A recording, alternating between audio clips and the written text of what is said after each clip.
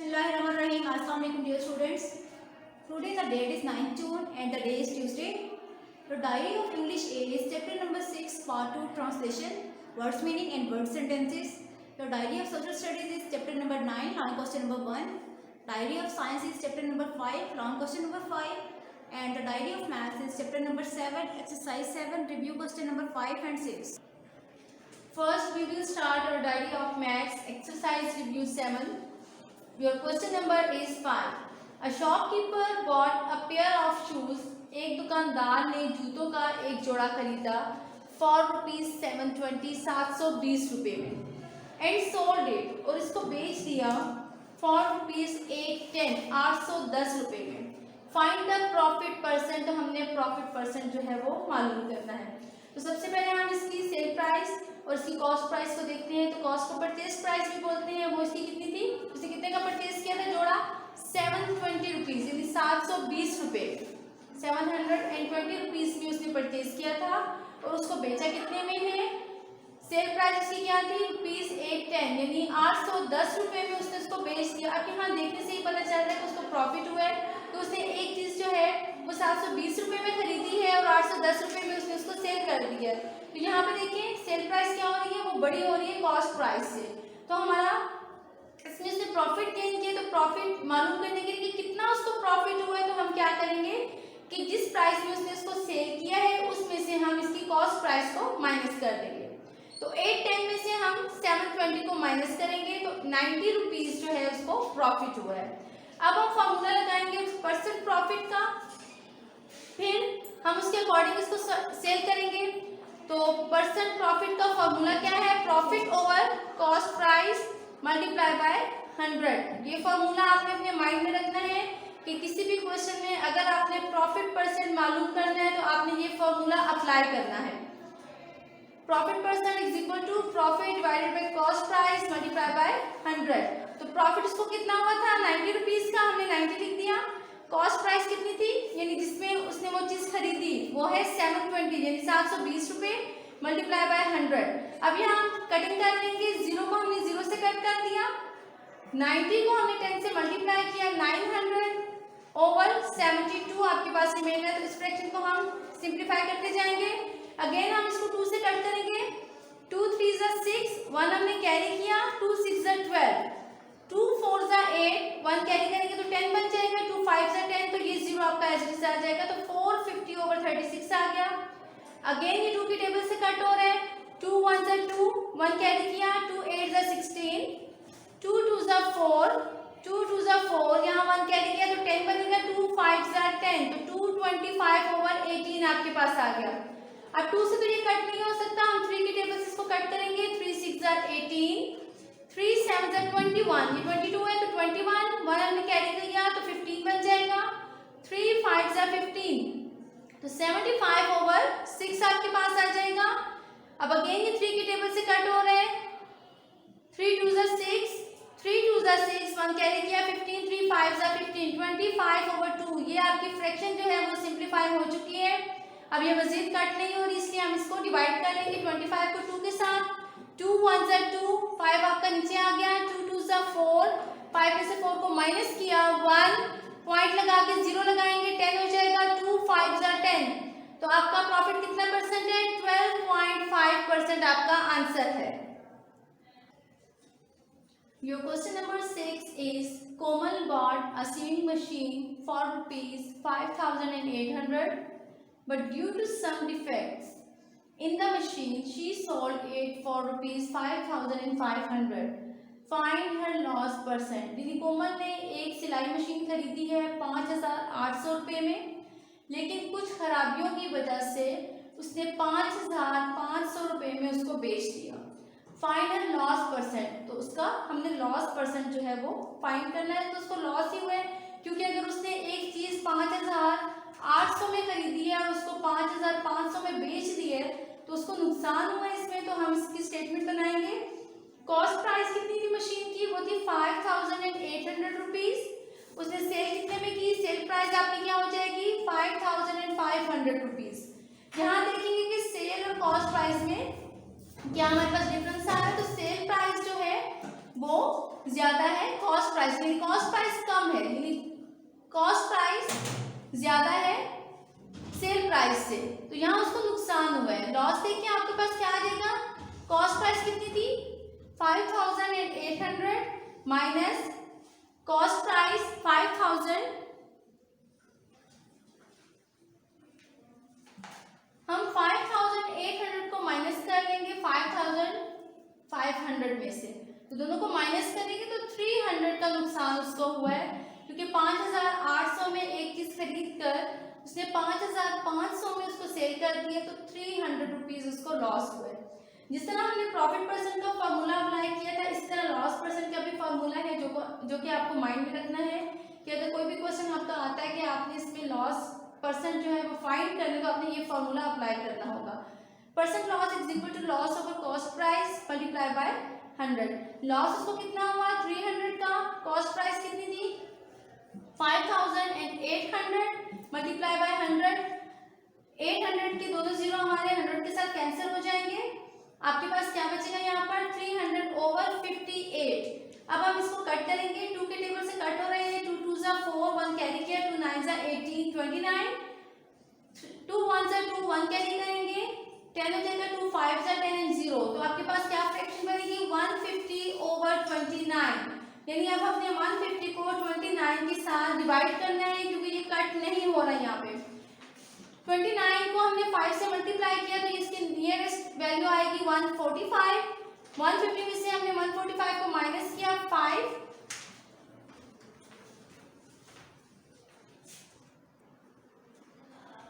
29 को हमने 5 से मल्टीप्लाई किया तो आपके पास 145 आ गया था। 5 आपके पास आता है, पॉइंट लगा के हम 0 लगा के इसको 50 कर देंगे। देन 29 1 जा 29, 50 में से 29 को हमने माइनस किया 21, डेसिमल आपको ऑलरेडी मेंशन है तो हम 0 लगा के इसको 210 हमने किया। 29 को हमने 7 से मल्टीप्लाई किया, यहाँ देखिए आप 7 से मल्टीप्लाई किए, 9 7 जा 63, 3 लगाया, 6 कैरी किया, 7 2 जा 14, 14 में हमने 6 को ऐड किया तो 20 आ गया, 203 आपके पास आ रहा है। 210 में से हम 203 को माइनस करेंगे तो 7, तो डेसिमल के बाद हम सिर्फ 2 पॉइंट्स इसके ले लेते हैं, हेंस द लॉस परसेंट कितना आ जाएगा आपके पास 5.17। ये दोनों क्वेश्चन आपने अपने नीट रजिस्टर्स पर भी सॉल्व करने हैं और इन्हीं 2 क्वेश्चंस की प्रैक्टिस आपने अपने प्रैक्टिस रजिस्टर पर भी करनी है। The next idea of English is, yesterday we have read the first and second paragraph of chapter number 6 part 2, the piper who came to Hamaline. Today we will study the third paragraph. The man then took a flute out of his bag, took lyre, man आदमी, flute बांसुरी। फिर वो आदमी अपने bag से बांसुरी निकाल कर लाया एंड प्लेड और बजाई अ मैजिकल ट्यून, एक जादुई सुर। To the surprise of the town folks, कस्बे के लोगों को हैरान करते हुए या कस्बे के लोग ये देखकर हैरान रह गए। Out came all the rats, जितने भी चूहे थे वो बाहर आ गए। The rats followed the man to the river side, rats चूहों ने फॉलोड पीछा किया द मैन आदमी का टू द रिवर साइड, दरिया की तरफ। एज ही स्टूड बाय, और जैसे ही वहाँ खड़ा हुआ दरिया के किनारे, the bank of the river, दरिया के किनारे, एंड प्लेड और बजाई ऑन हिज फ्लूट, अपनी बांसुरी। तो rats jumped into the river, चूहों ने छलांग लगा दिया दरिया में, 1 by 1 एक एक करके, एंड ड्राउंड और डूब गए।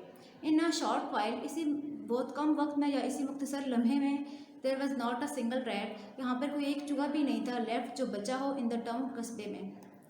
द पीपल वर हैप्पी, लोग बहुत खुश हुए। जस्ट देन, इसी तरह, the piper came along, piper आया, एंड आस्क्ड, और पूछा, फॉर द मनी, पैसों के लिए, they had promised to pay him, जिसका इससे वादा किया गया था उसको अदा करने के लिए। The mayor and his people refuse to pay him, अब जो मेयर था, यानी कि जो उस शहर का जो मेयर था, वो और लोगों ने रिफ्यूज, इनकार कर दिया, टू पे, पैसे अदा करने से।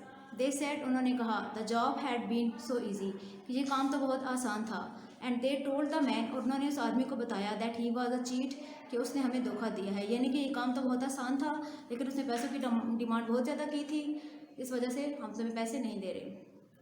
द स्ट्रेंज मैन, अजीब आदमी, बिकेम वेरी एंग्री, बहुत गुस्से में आ गया, बिकेम वेरी एंग्री, गुस्से में आ गया, and he took out his pipe, और उसने अपना पाइप निकाला, एंड प्लेड अनदर ट्यून, और एक और ट्यून बजाई। दिस टाइम, इस दफ़ा, ऑल द चिल्ड्रन, कस्बे के तमाम बच्चे, इन द टाउन, कस्बे में, केम, आए, रनिंग आउट, भागते हुए बाहर की तरफ, एंड फॉलोड, और पीछा किया, द पाइपर, उस स्ट्रेंज मैन का। दे फॉलोड, उसने पीछा किया था पाइपर का टू हिल साइड, पहाड़ी की तरफ। हेमालाइन टाउन, जो किधर थी, हेमालाइन कस्बे के बाहर थी। व्हेन दे रीच द हिल, जब वो पहाड़ी पर पहुंचे, कौन पहुंचे, पाइपर और तमाम बच्चे। It opened up as if by magic, it open, तो वो पहाड़ी जो है वो खुल गई, बाय मैजिक, एक जादू के जरिए से। The piper led the children into the hill, the piper, अब जो पाइपर था, लेड वो ले गया, द चिल्ड्रन बच्चों को, इन टू द हिल पहाड़ी के अंदर।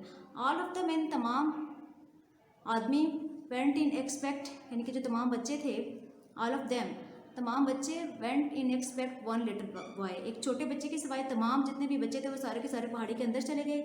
ही वॉज टू स्लो, वो छोटा बच्चा जो था वो बहुत ज़्यादा स्लो था या आहिस्ता चल रहा था। The hill close just as he came up to it, जैसे ही वो पहाड़ी के करीब पहुंचा वो बच्चा, तो वो पहाड़ी खुद ब खुद बंद हो गई।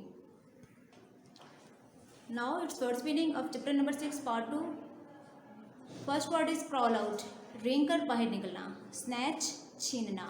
ट्रबल्ड, मुश्किल में थे। स्ट्रेंज फेलो, अजीब आदमी। बैंक ऑफ रिवर, दरिया का किनारा। ड्राउंड, डूब गए। Here is English meanings. In English meanings, you have to write the meaning of any word in simple English.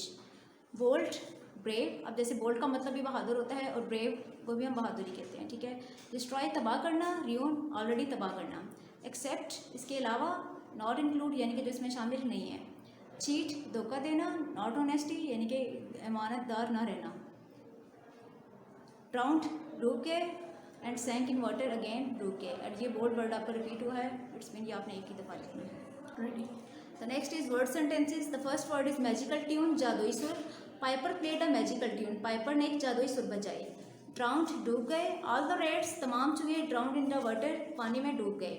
Refused, इनकार कर दिया। He refused to help me, उसने मेरी हेल्प करने से इनकार कर दिया। Except, सिवाय। Everyone is present except Ali, Ali के सिवा तमाम बच्चे क्लास में प्रेजेंट थे। तो नेक्स्ट आ रही है science, chapter number 5, question number 5। Right symbols of the following elements. अब आपने इन एलिमेंट्स के सिम्बल्स लिखने हैं, ठीक है। जब भी हम केमिस्ट्री में कोई भी इक्वेशन सॉल्व करते हैं तो उसमें क्या होता है कि अगर हम पोटाशियम लिख रहे हैं तो उसके साथ हम पोटाशियम का वर्ड नहीं लिखेंगे फुल, हम उसकी जगह इसका सिंबल लिखते हैं, ठीक है। तो पोटाशियम का सिंबल क्या होगा, के। सोडियम का सिंबल है Na। नाइट्रोजन को हम शो करते हैं N से। गोल्ड को Au, mercury Hg, and silver is Ag। The next are social studies, chapter number 9 and long question number 1. What advantages does natural gas has over oil? In what ways is oil more useful? अब यहाँ पर आपने बताना है कि क्या फ़वायदे हैं oil के नेचुरल गैस की निस्बत और किस तरह से हम ऑयल जो है उसको यूज़ कर सकते हैं, वो हमारे लिए ज़्यादा मुफीद है। Natural gas is more convenient than oil. अब यहाँ पर आपने किसके एडवांटेजेस बताने हैं, नेचुरल गैस के, ठीक है। तो नेचुरल गैस हमारे पास क्या है, उसको ऑयल की निस्बत यूज़ करना ज़्यादा आसान होता है। इट कैन बी ट्रांसपोर्टेड, इसको हम मुंतकिल कर सकते हैं इजीली, आराम से, अलॉन्ग ह्यूज पाइपलाइंस, बड़े बड़े पाइप्स के जरिए से, to where it is needed, जहाँ पर इसकी ज़रूरत हो। It can be compressed into steel bottles, इसको स्टील की बोटल्स में भरा जा सकता है। And used for cooking in homes, और इसको हम घरों में इस्तेमाल करते हैं नेचुरल गैस को खाना बनाने के लिए। It can be used in industry for heating boilers, इसको इंडस्ट्रीज़ में, बड़ी बड़ी फैक्ट्रीज में यूज़ किया जाता है, किस लिए, बॉयलर्स को हीट अप करने के लिए, ठीक है। Oil is very useful, oil जो है वो पाकिस्तान के लिए बहुत मुफीद है। As Pakistan has to import, Pakistan जो है वो इम्पोर्ट कर has to import huge amount for its growing industries, Pakistan को जो है वो ऑयल बहुत बड़ी मिकदार में इम्पोर्ट करना पड़ता है, ठीक है, अपनी बढ़ती हुई इंडस्ट्रीज़ के लिए एंड ट्रांसपोर्ट के लिए, यानी ज़राए आमदोरफ्त के लिए। So dear students, this is the end of your today's diary. अब आपने अच्छी तरीके से अपनी तमाम डायरीज़ को याद करना है, उसको अपनी नीट कॉपीज़ पर नोट भी करना है। नेक्स्ट हम 10 जून की डायरी करेंगे, तब तक के लिए अल्लाह हाफिज़।